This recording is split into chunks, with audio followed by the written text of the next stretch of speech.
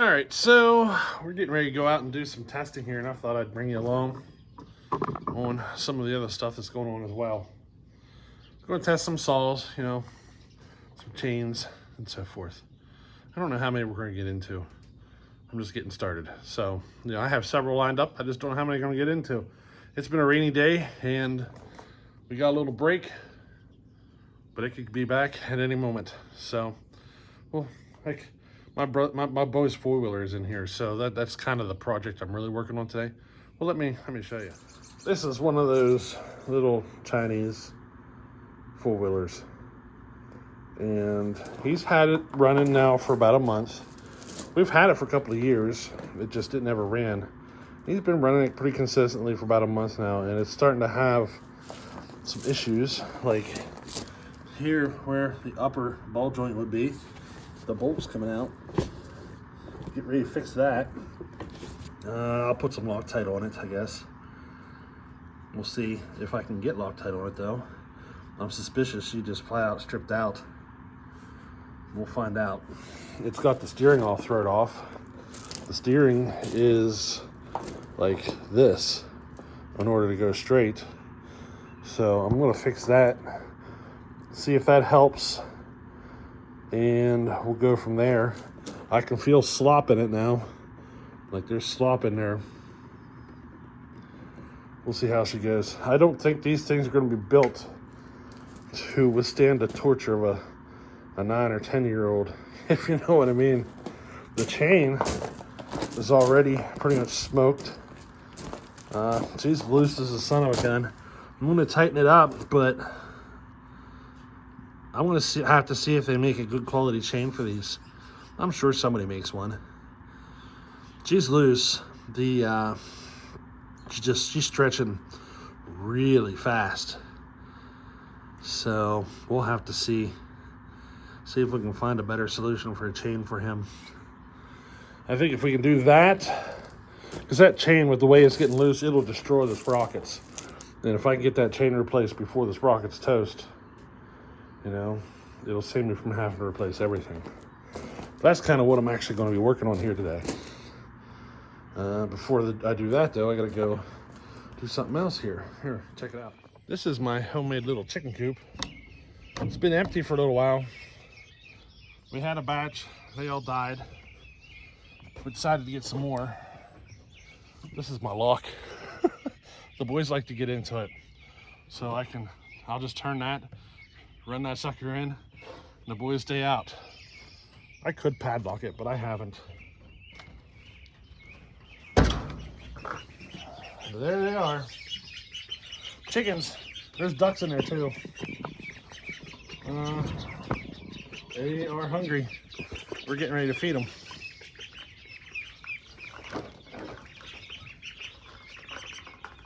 There's a dead one. We definitely got a dead one. It's a duck. Looks like he died a little while ago. Yeah. That's the first one we've had die. Now getting the ducks is my wife's idea, not mine. I don't know. I'm not as fond of the taste of duck as I am chicken.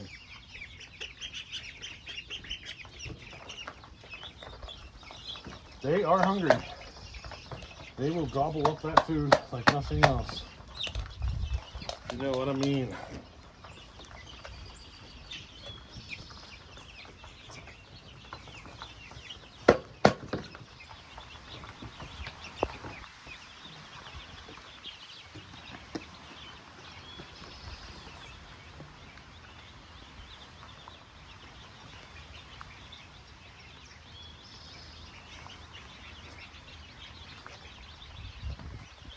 Well, there they are.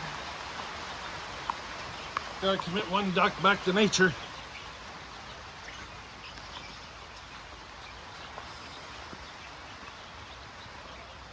Small little flock. There's, I think, maybe a dozen chickens, which is more than enough. You know, we could end up with probably between half a dozen and a dozen eggs every day just from the chickens. But that won't happen for another year. We'll see some eggs before the snow flies, but next year is whenever they'll start really pumping out the eggs. Now, a couple of these are strictly for meat.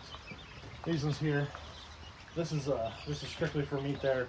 This guy, these things, they grow a lot faster. And after, I think another month, those things will be grown enough to butcher up. And that's kind of where I'm moving this little field and everything. I'm gonna start raising some chickens for meat purposes.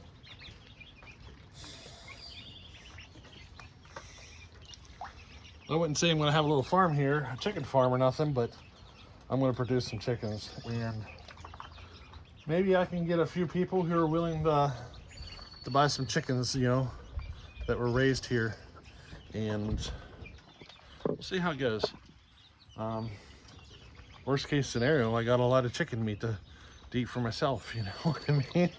I'm curious to see how much better it turns out than store-bought stuff, because we've been noticing the store-bought stuff, the quality has just been going downhill. So we're going to raising our own. I eat a lot of chicken. I have gout. I have to take medication for it and everything. Anyone here, I gotta move you out of the way. But yeah, I have gout. I have to take medication for it and everything. And the red meats really do bug me with that. So, a lot of people don't understand what gout is. They think it's some horrendous disease or something, and it's like a, just imagine a chemical that crystallizes in your joints, and it gets extremely painful. And it can get really bad. It'll shut you down in a hurry. So, you know, the red meat's kind of like beef. They can kind of amplify it, whereas, you know, the chicken doesn't. So I don't have a cage up yet or nothing. They're just living inside there for a couple more weeks. Then I'll put a pen up out the front here, and then eventually I'm gonna have a thing that we can roll around through the field and let them feed.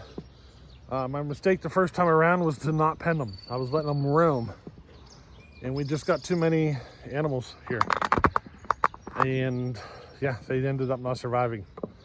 They turned it into dinner for a lot of things. We ended up with a whole freaking bunch of fox living up here through this winter. We've had coyotes. So the coyote problem kind of went away with the dogs. So once we got the dogs moved in and putting a lot of time into that, the coyotes just kind of vanished. But the foxes, they moved in over the winter, and boy, they were right up in here. So yeah, definitely gotta keep these things caged up for a chunk. You can let them roam, but if you let them roam at night, they'll put themselves away at night. But you can't do that all the time. They will disappear on you. And we kind of figured that out. Okay, I got the doors open there. I think what we're gonna test on here is, well, we're gonna do the 036. The last time we did a cutting video with it, suspicious the coil went bad. Well, I put a new coil in it. So we're gonna see if she comes back to life. Hopefully she goes super rich right off the bat.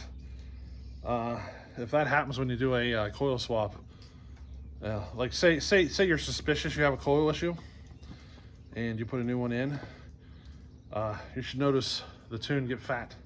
Should, because you know, if your spark's weak, it's not able to ignite the full charge. So I mean, if this tune goes fat and we got to start leaning her out and everything, should be a good sign that the coil was bad, and you know, we can move forward. It should be fixed. But I did order a clutch for it. I wonder if the clutch came in. I just got done picking up some packages. I ordered a clutch. This might be it right here. Maybe not. Let me get my Barlow out of my pocket here. Open this up. This is new tooling for the lathe, which fell out of the container. That's all that was. What's this other package? Oh, there it is. Yes. All right. It came in this box. There's the clutch. We're gonna throw the clutch on before we take it out to test. So we'll do that. What else we got in here? Oh, we got a new raker gauge. These things wear out, but this is the one that I use mostly. The Husqvarna brand. The trick is to temper it first. I did it to one. I'm going to do it to this one. The one that I tempered though, I ended up bending it. I ended up having it, and it was on my bench. My bench fell over, and it got freaking pinched, and it bent it and everything. So I needed to replace it. I'm happy that clutch came in. I just ordered it like 2 days ago. That's quick. So we're good. Another test we're going to do is on a chain. We did a video on a chain to make sure it would cut crooked because we're doing some speed modifications. Well, I resharpened that chain. I wasn't completely happy with the sharpening.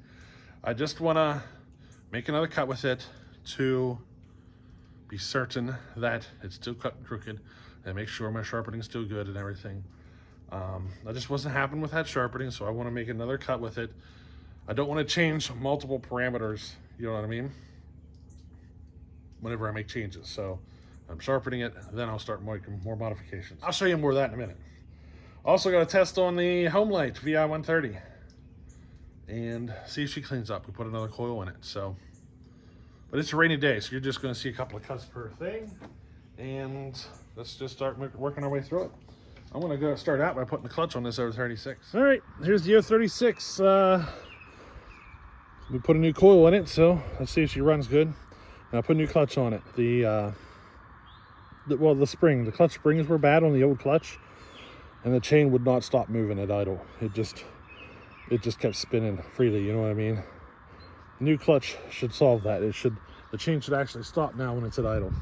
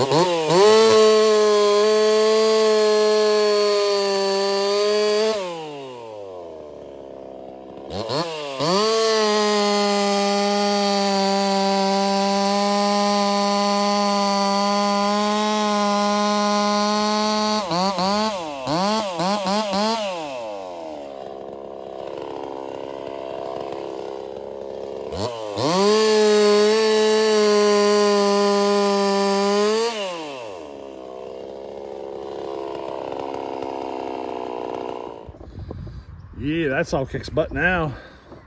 Now I'm happy. She's back to the way she was before.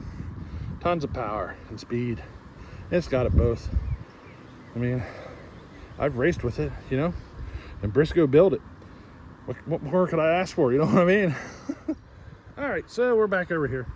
This is that project where we're checking the chain out, making modifications, make it faster, but we're only doing it on one side of the chain for now because we want to see how it works. So kind of a clue that the modifications are working is that she cuts crooked.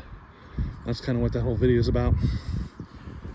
You're gonna make the modifications to one side, you know, and if she goes crooked, you know that it's kind of working. Well, I sharpened the chain up again, and I don't want to change multiple parameters between tests. So I want to get another clean cut here. Should have crooked cut again as normal, but let's go ahead and make this cut real quick.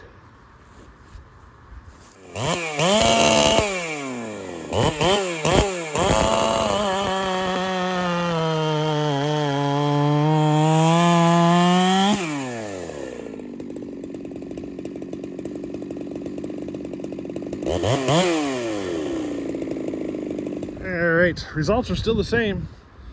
She's still growing crooked. See that? This is the side we just did. And she's smooth. That's what I was looking for. She's a smooth cut. That last time she was really rough feeling. Now she's smooth. So now I'm happy with that sharpening. And that's not even an accurate representation of how fast it is, just because of how crooked it's cutting, you know what I mean? But we'll be able to move that chain to the next step now. All right. Do you guys like this kind of video? This is the kind of stuff I don't usually do on video. That's the stuff I usually do behind the scenes, you know what I mean? Just because there's not a lot involved. This could just be 1 or 2 cuts on a quick test on multiple saws, you know? But yeah, there's test. We're just testing, seeing what we're gonna need to change, you know, or modify. I made a change though. We're gonna go to the Pull Wild thing, reed intake on methanol. Let's see if she runs. This is my first attempt at making it cut wood. I mean, it runs, but as far as, actually, does this have fuel in it?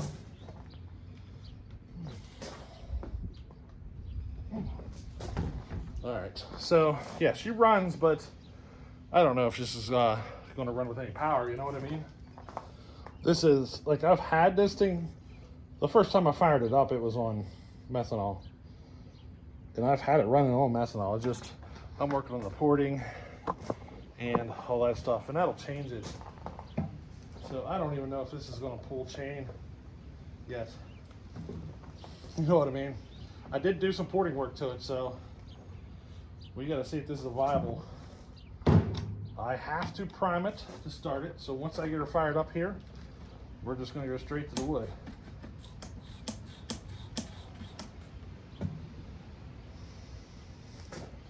All right, so let's get her fired up.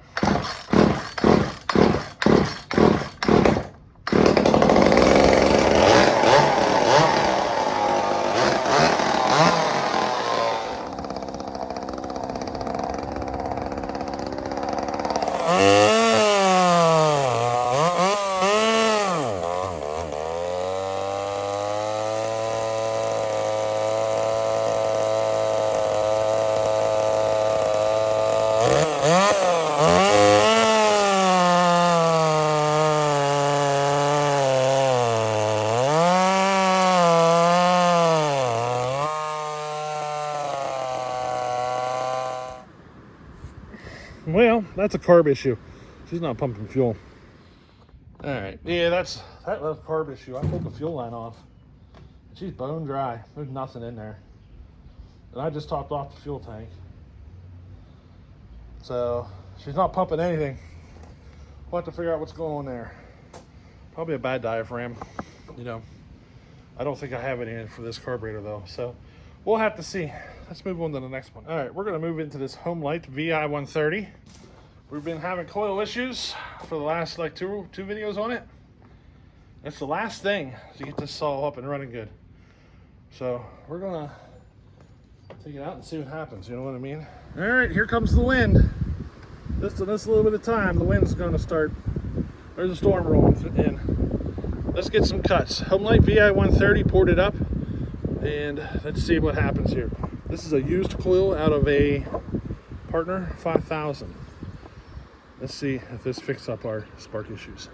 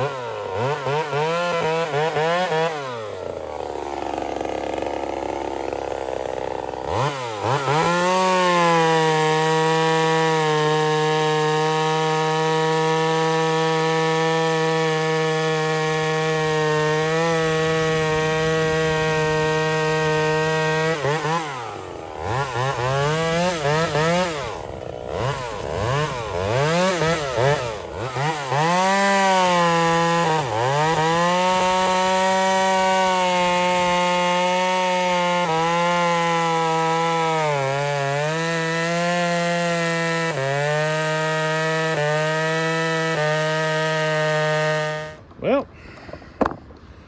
Still the same old problem. Started out all right, and then just progressively got worse. The only thing that's still original from that ignition system is the actual spark plug wire. So I've been moving the spark plug wire from one to the other.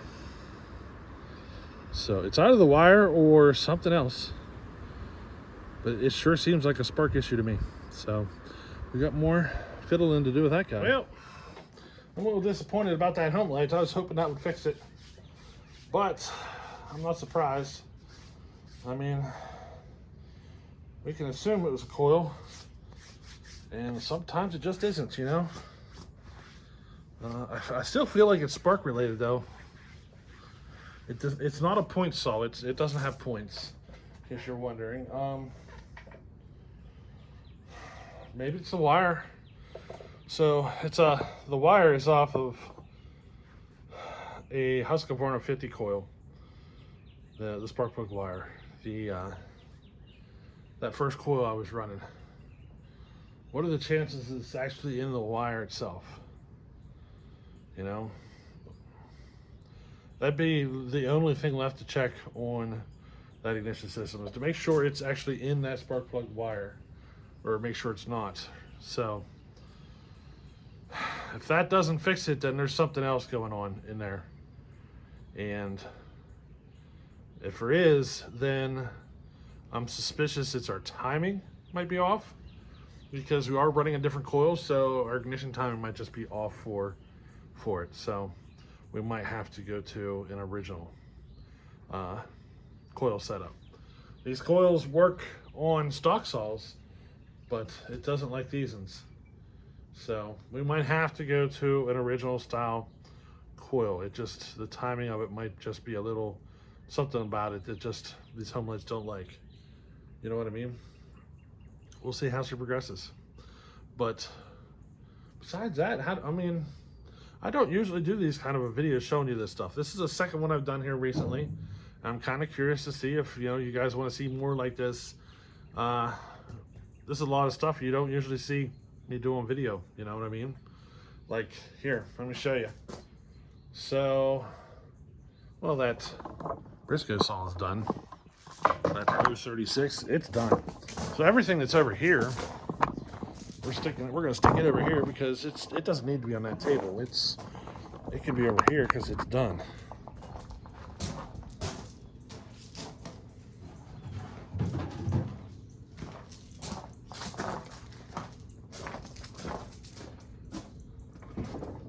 Yeah. Stuff on that shelf is like projects that are done or whatever, stuff that I'm not working on right now. Stuff on these tables over here, it's there because of a video coming up that I want to make or something, you know what I mean? I'll think of a video and I'll put the saw and set it up here and stuff, and whenever I'm ready, I make the video. It's kind of like a reminder, you know what I mean? Like that wild thing, I forgot about that, you know? I think the diaphragm just went bad. I mean, that saw hasn't been ran for a long time, and this is the first time I've tried to cut with it since I first started it. So what's it been? 8 months, 6, 8 months. So I think the diaphragms just went bad in that carb. We'll have to swap them out. We'll see. That's where I'm going to start though. That chain that we're modifying, I mean, it looks like it's going to get faster to me. So I say we continue with the modifications. If you haven't seen that video, it's out there. It wasn't that long ago, so you can find the video about, you know, the chain cutting crooked and stuff. And yeah, that's kind of where that's going. I got more testing to do though, and those are going to be on different videos. So, alrighty, we'll catch you later.